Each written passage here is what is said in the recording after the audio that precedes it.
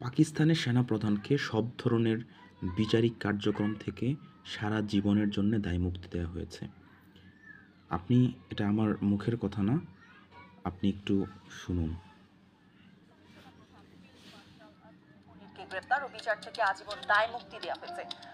পাকিস্তানের সেনা প্রধান ফিল্ড মার্শাল আসিম মুনিরকে গ্রেপ্তার ও বিচার থেকে আজীবন দায় মুক্তি দেওয়া হয়েছে। নতুন ক্ষমতা ও বিশেষ সুবিধা দিতে ২৭তম সংবিধান সংশোধনী পাশ করেছে দেশটির পার্লামেন্ট, যা রাষ্ট্রপতি। তাহলে এবার চিন্তা করুন যে পাকিস্তানের এই যে আর্মি, তারা এমনি বিভিন্ন মানুষকে উঠিয়ে তাদের উপর অত্যাচার করে, সাধারণ মানুষ, পলিটিশিয়ান থেকে শুরু করে এই যে ইমরান খানকে যে ক্ষমতা থেকে সরিয়ে দিল, এটাও কিন্তু পাকিস্তানের আর্মি করেছে। তো এই পাকিস্তান কোথায় যাবে এবং পাকিস্তানের ফিউচার কী, এবং পাকিস্তানের যারা সাধারণ নাগরিক আছে তাদের কি একটা অবস্থা হবে?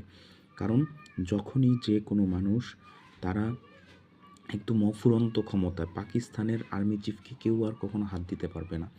প্রথমত হয়েছে ফিল্ড মার্শাল আসিম মুনির, জেনারেল আসিম মুনির। এরপর এখন তাকে সব ধরনের সকল বিচারিক কার্যক্রম থেকে সারা জীবনের জন্য দায়মুক্তি দেওয়া হয়েছে।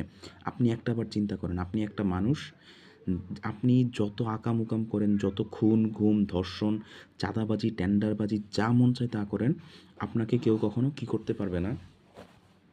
ধরতে পারবে না, অ্যারেস্ট করতে পারবে না, কোনো ধরনের বিচারিক কার্যক্রমের মধ্য দিয়ে আপনাকে যেতে হবে না।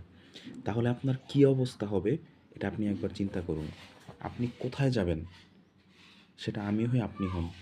তো এই হচ্ছে পাকিস্তানের অবস্থা। পৃথিবীর বুকে পাকিস্তান হচ্ছে একটা মুনাফেক রাষ্ট্র মাত্র, এটা আপনাকে মনে রাখতে হবে। পাকিস্তানের যে বাজে দেশ, আমি আবারও বলছি, আমরা বলি না পাকিস্তান হচ্ছে ইসলামের একটা পুণ্যভূমি, কখনোই না। আমরা হচ্ছে আবেগী মুসলমান। আপনি যদি একটু হিস্ট্রি ঘাটেন, পাকিস্তানের এই শাসকবর্গ যারা আছে, এরা ইসলামের যেই পরিমাণ ক্ষতি করেছে, পৃথিবীতে ভারতও ইসলামের ওই পরিমাণ ক্ষতি করতে পারেনি। ভারতও ইসলামের এই পরিমাণ ক্ষতি করতে পারেনি। এক পাকিস্তানের এই শাসক এবং এই আর্মি যেই পরিমাণ মুনাফিকি কার্যক্রমে অংশগ্রহণ করেছে।